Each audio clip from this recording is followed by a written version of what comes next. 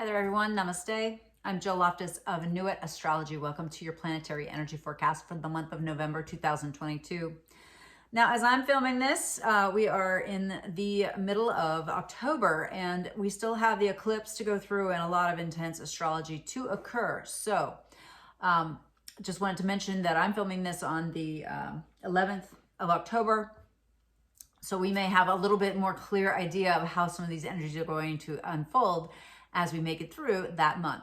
But let's give you just a really quick overview of the major players of the month. Now we start out, we have Jupiter newly back in Pisces, retrograded back, right? Mars is still retrograde in Gemini. Uranus retrograde in Taurus. Chiron retrograde in Aries. Everything else is direct, all right? And we have Mercury, Sun, Venus, and the South Node all in the sign of Scorpio. All right, Scorpio is an intense sign. It's the natural ruler of the 8th house. Death, sex, the search for God, merging yourself with others, whether it's with the divine or with a bank or investment, merging finances with somebody else, merging bodies with somebody else, all right? It is a deep mystical sign and often misunderstood sign. But I think this will really bring a lot of emotionality. It is a water sign, right? But also a lot of intuition to the table. This is a month to really make sure that you are to be really serious about your spiritual practices, right? They say the veils are thin, right? They really are going to be this month, and you're going to need to keep your wits about you. And so tapping into whatever cosmic system that you use in order to gain insight, wisdom, and like that deep internal compass is really important this month. All right. We still have that, it's separating, but we still have that engagement of the square in between Saturn in Aquarius and Uranus in Taurus, which will be activated this month. And let's just talk about some of the major players before I go day by day. All right, on the 5th, we've got Venus and Scorpio right across the sky from Uranus and Taurus. Now, this really, this stellium, this group of planets in Scorpio gets to the point where it's considered a stellium when we get to this date. And they're all right across the sky from the North Node, which is in Taurus, right? So a stellium means when the planets are 3 degrees or less and close to each other, right? And so when you have 3 or more of them together with 3 degrees or less, we call it a stellium. Why is that important? Well, because they really can't function without the other. They're kind of being checked by the other, right? And, Venus, maybe not at her best in Scorpio. We have Mercury in Scorpio, very insightful. The Sun in Scorpio, again, very intense. And then that South Node, which tends to bring decrease. It tends to lessen. It tends to take away something, all right? So they're all going to be across the sky from the North Node, preparing to go across the sky from Uranus. So they'll be tested by the North Node first, which is out of the square with Saturn, which is good. But they'll all be tested by this energy, right across the sky. Then we've got the election day on November 8th, which I got to just say, it's a hot mess of astrology. I mean, it's almost like you couldn't pick an absolute worst day to try to conduct an election, all right? I seriously, and I'm not exaggerating, I would suggest that you either vote early or vote by mail. I would not, please do vote, okay? Please do vote. I'm not telling you to stay home and not participate in the process, because even if you feel your vote doesn't count, symbolically taking part in the process is important if you want to have a voice. I always joke, if you want the ability to complain, you have to vote, all right? You have to participate in the process. That's how democracy is supposed to work. But this astrology is really sketch. It's a lunar eclipse at 16 degrees of Taurus on the date of the election, all right? That moon is right across the sky from Mercury and Scorpio. It hits Uranus after the 16 degrees, right? It goes to the 17 where Uranus is. It squares over to the Saturn in Aquarius, and also opposes the Venus in Scorpio. Now, it does sextile over to the Neptune in Pisces, but Mercury in Scorpio they come into the Cazimi range, right? They're close together, or combust range, right? And then Cazimi, when Mercury's right in the heart of the sun. Now, this can be empowering But during the process of it getting there, it can blot out the light of the Mercury.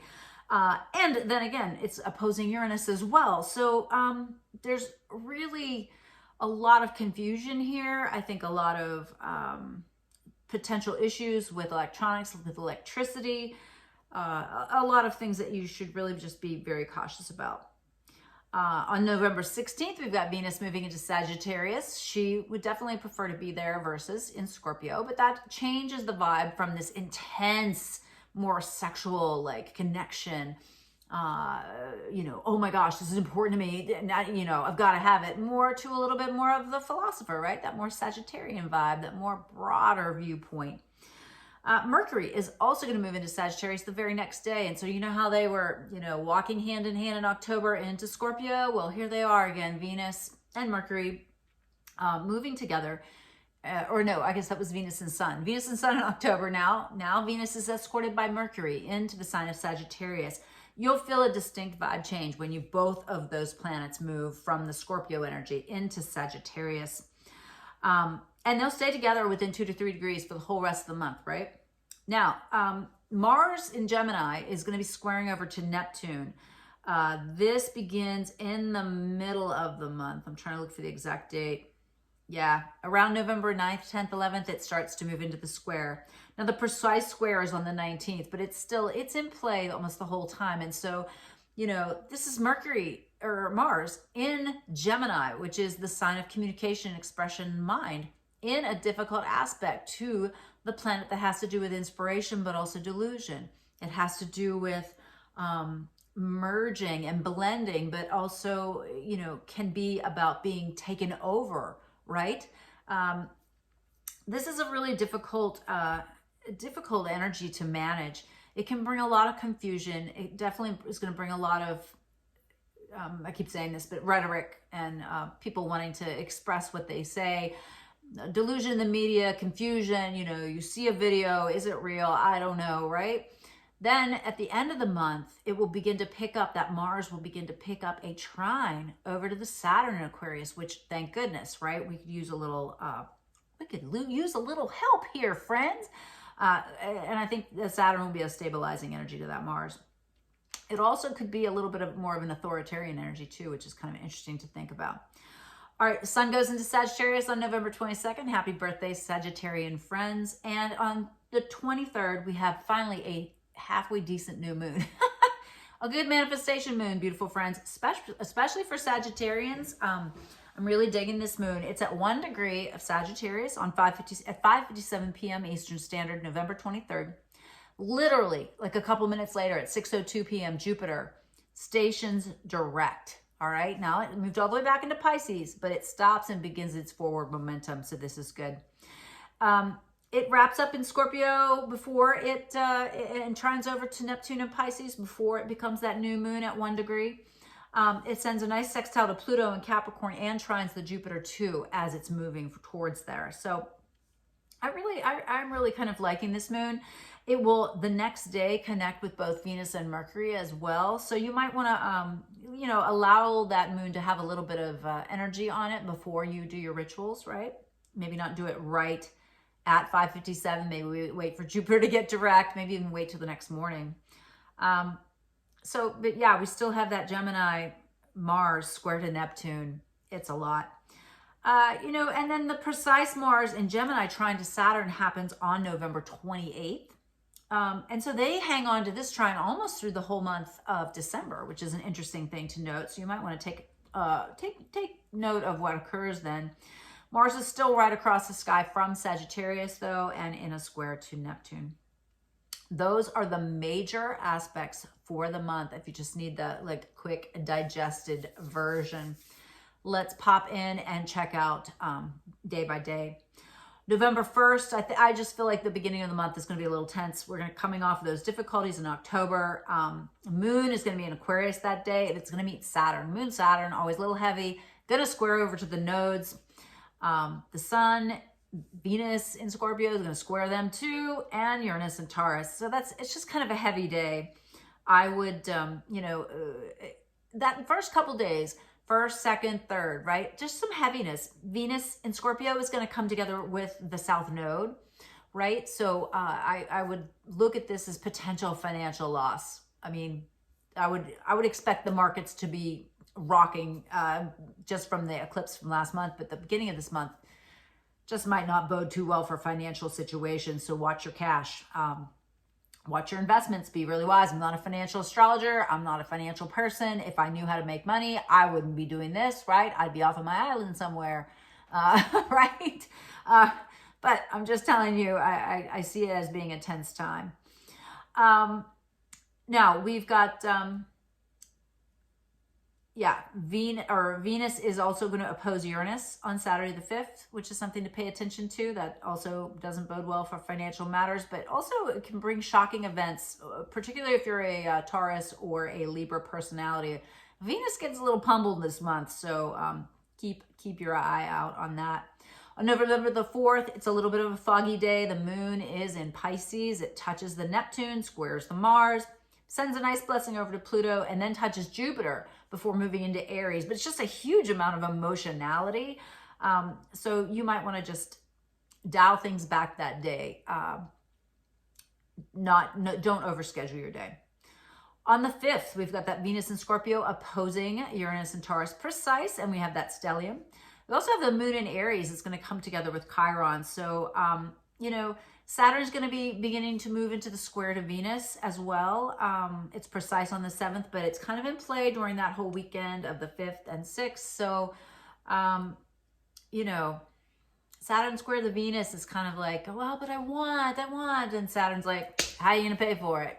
How are you going to make it stick? You got to do the work. So, I mean, we love a little Saturn. It helps things to stick, but you might not get what you want. On the 6th, we've got Lilith right across the sky from Pluto. Always have a little caution flag up there for women when that happens, or women who are people who are identified as female. Saturn is going to square both of Venus and Uranus on that day, which, it's kind of like Venus and Uranus are going like this, and then Saturn comes into the engagement and squares them both, right? Difficult energy. Uranus on the 7th does go to 16 degrees of Taurus. Important for you to keep in mind if you have Taurus placements. Remember, Uranus is moving back through and triggering all of these areas. Election day, I feel like I've covered that pretty well. Be careful, be wise. November 9th, 10th, and 11th, we've got that Mercury Sun opposite the Uranus and also squaring down to the Saturn. So we just had Venus do it. Now it's Mercury and the Sun's time to do it. Venus in Scorpio will send a little blessing beam, a trine to Neptune and Pisces, which is great. That Mars-Neptune square begins to really get amplified again. All right. Now, on the 12th, Mercury and the Sun in Scorpio trining over to the Neptune. So that's for a couple days. Venus in Scorpio begins to sextile to Pluto in Capricorn. So the 12th, the 13th, the 14th, those are kind of like our catch our breath, get a few nice little aspects in there.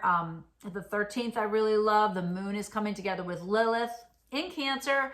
Gonna send a beautiful trine over to the South Node, over to Mercury, over to the Sun, over to the Venus, and then down to the Jupiter and Neptune that are both in Pisces. So there's going to be a little blessing on that day. Look for the goodness, right? You got to take advantage of the goodness. Goodness has, the difficulties happen more. It's almost more like they're more effortless than the flows of positive energy, because you have to take action to take advantage of those positive things. All right, so keep that in mind. And then on the 14th, Mercury in Scorpio sextile to Pluto. So a great idea day. The Sun trine Neptune, a good inspiration day. So circle that date on your calendar. If you've got to get creative to solve some of these problems, the 14th is your day. On the 15th, the Venus in the late degrees of Scorpio is going to trine over to the Jupiter. But Moon and Leo square the nodes in Uranus and Taurus. Then it goes across the sky from Saturn. Leos, you're getting hammered. All right, this is hard. You're going to make it through it. Look for the good sun aspects to take advantage of those. But, all right. Then, November 16th, Venus moves into Sagittarius. and Mercury comes up. Mercury gets away from the sun and finally comes up and gets with her. There's a huge aspect day on November 16th that you'll start to feel from those positive energies on the 15th. The Virgo Moon is going to sextile Mars and Gemini, square the Venus, square the Mercury, square the Sun, and then Mercury is going to try the Jupiter in Pisces. It's definitely a day where you want to maybe be a little bit more logical versus just simply following your intuition. All right, November 17th, Mercury into Sagittarius. Good for the mind, good for studying, writing, thinking, teaching, speaking, publishing. November 18th, Virgo Moon trine to Uranus and Taurus, but opposes the Neptune, square to the Pluto. Scorpio Sun, sextile the Pluto in Capricorn. So, again, this is not so much an intuitive day. It's a think it through kind of day. Now, on the 19th, Mars and Gemini exactly square to the Neptune. So just be a little bit more careful. You know, you can be boldly going in the totally wrong damn direction here. So make sure that you're not. Slow it down. Think it through. Make sure you're not deluding yourself. I mean, this is going to be, you know, a lot of this is bubble popping astrology. And I don't mean necessarily financial bubble. I mean, any delusions that you have. All right. On the 20th, the sun wrapping up its move through Scorpio trines to Jupiter and Pisces. So that's nice. Leos, take advantage of that. On November 21st, the precise conjunction of Mercury and Venus in Sagittarius, right? They've been traveling close together, but this is the true conjunction to the degree and minute. Again, lots of mental activity. And then the sun joins them November 22nd. The sun moves into Sagittarius. Happy solar return, my beautiful friends. On that day, the moon in Scorpio is going to come together with that south node, cross the sky from the north node in Uranus, right? And square over to the Saturn. Just another trigger point. So just watch. Could be some really intense emotions that day. All right, November 23rd is that new moon at 1 degree of Sagittarius. Know where that degree is in your chart. Really good intention setting moon. All right. And on the 24th, moon in Sagittarius, right after it's new, right, comes together, meets up with Mercury and with Venus. But, you know, that's going to really amplify wanting to talk about, think about what's important to you, activate the mind. But we still get that Mars and Gemini squared over to the Neptune. So you might not be seeing it clearly. All right. November 27th, the moon in Capricorn sends a blessing beam over to Neptune. Love that. Then it hits Pluto, and then it sextiles. And if you guys see this on the blog, my computer has suddenly started changing sextiles to textile. I don't know why. But anyways, it's a good inspiration day. It might really give you the insights. Like, you know, we're wrapping up the Capricorn Pluto lessons. You might get some big insights that day. And if you know where Capricorn is in your chart, look for it. Look for the like, this is what I got to do. All right. Change is good. Embrace the change.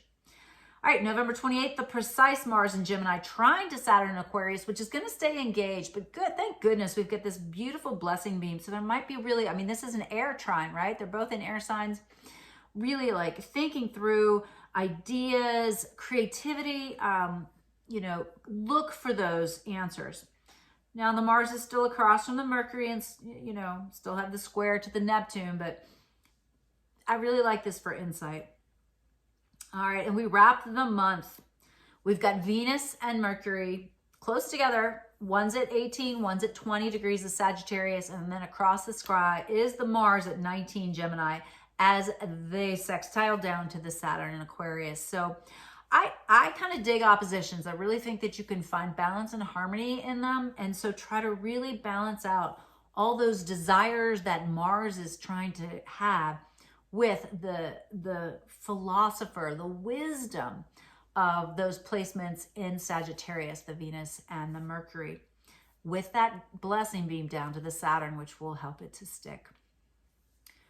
All right, well, I hope that was helpful, useful, and somewhat clear. I do think there is a lot going on this month. Please watch each of the planetary energy forecasts for the week. I'll help break it down, give it a little bit more little more depth. And of course, these blogs are up on the website. Stay tuned. I've got a really interesting tarot spread. I did the tarot before I recorded this video, and it clearly has opinions on which way we should handle this month. So be sure to stick around for that. Please comment, like, subscribe. It helps the channel to grow. I appreciate you to the moon and back, and I'll see you in the tarot. Bye. Hi, everyone. This is Jill Loftis of Nuit Astrology, and this is your Isis Lotus tarot spread for the month of November 2022. So let's see what our two different pathways to navigate this month will be. We are in between eclipses. There is a lot of pretty major astrology going down. Let's see how to best work with this energy for the month.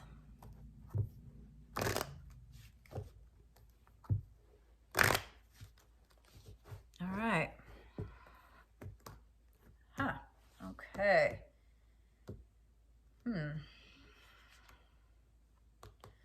All right, we're going to take this Queen of Cups and just set her to the side. Somehow that's involved. All right. Now, the basic influence, the past, what we approach, we come into this month with Queen of Swords energy, right? So we are seeing that we need to be logical. We need to have our wits about us, okay? This is a very, I always think of this as being like a very, kind of a Virgo energy, even though Virgo is earth, and this is swords represent air, but it's like kind of thinking about how to approach things logically, how to take charge and eliminate things that are not working. All right, so that is how we enter the month. Hopefully I can get this to get that in there a little better. All right. Next up, we have the present, you, the situation, what is going on with you, and we have the Chariot. All right, there's something that you've been preparing for. You know what you need to do. You need to get about it. This is a, you cannot take a wait and see attitude here. This is a card that suggests that you move forward. All right, the question is how, right? Present environment. You're in this situation where you're having to really expend resources, devote time, money, energy to something, to someone, okay? Err on the side of generosity, err on the side of collaboration. This is not go it alone energy. All right, the beginning of the culmination of the influences is we're trying to come to homeostasis. We're trying to achieve balance. The Two of Pentacles, right? We're trying to not go too extremes in either direction. All right, the key card. The Nine of Pentacles. So this is the independent woman. This is the person who is taking charge of her finances. She's, it's not that she's not in a relationship or not working with others, but she is paying attention to her own bottom line. So this is a card of personal responsibility, but also personal ability, right? The ability to score the life you want, to achieve what you want, and have the resources and abundance that you need to be that person. So independence is another key word here. All right, so the opposite forces in play in the future, we have the Seven of Pentacles, so preparing for our future in some way. And the other one is the Six of Swords, moving away, moving on, moving forward, letting go. All right, so to achieve this independence, right, this goal that we have set for ourselves, and it is a woman, but just, feminine energy, right? She's got this, these resources. And so in one, we're more focused on the future and preparing for the future. And the other, we are gathering our things and moving on. All right. The near future detail key card, Eight of Pentacles. I call this the apprenticeship card. So we are in preparation mode. There's something we're learning for the future.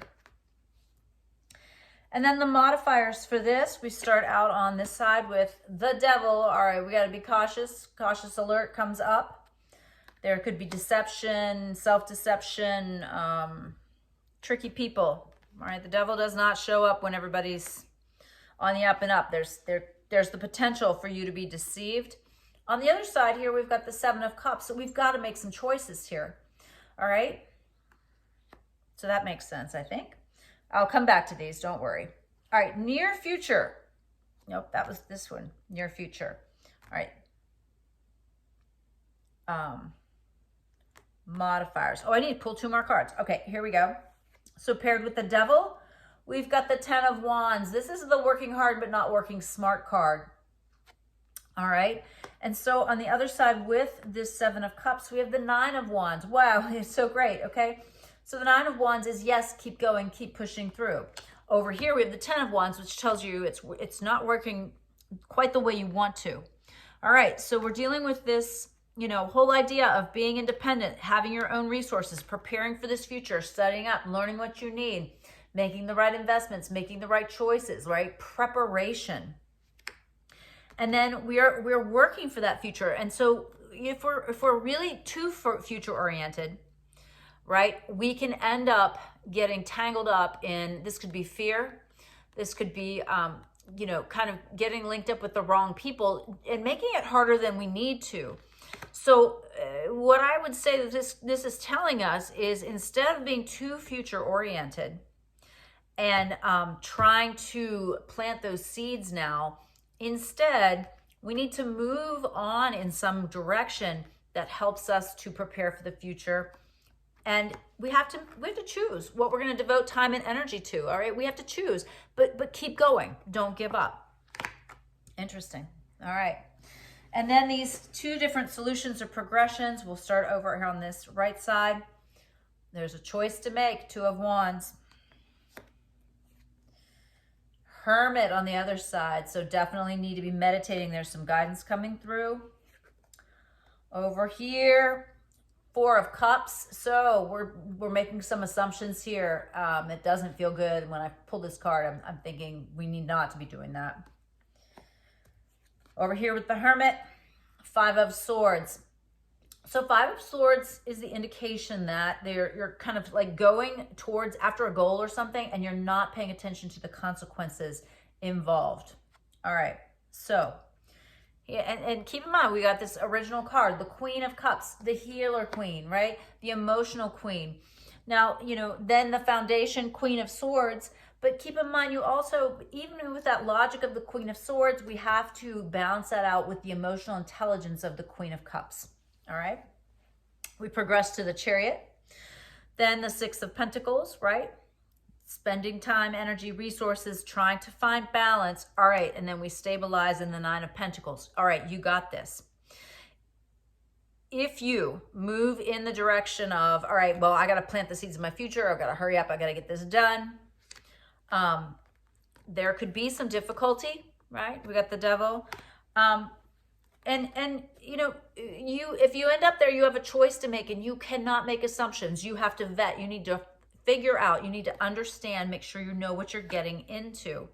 Versus the other approach, which is moving on past whatever strife you're involved in, okay?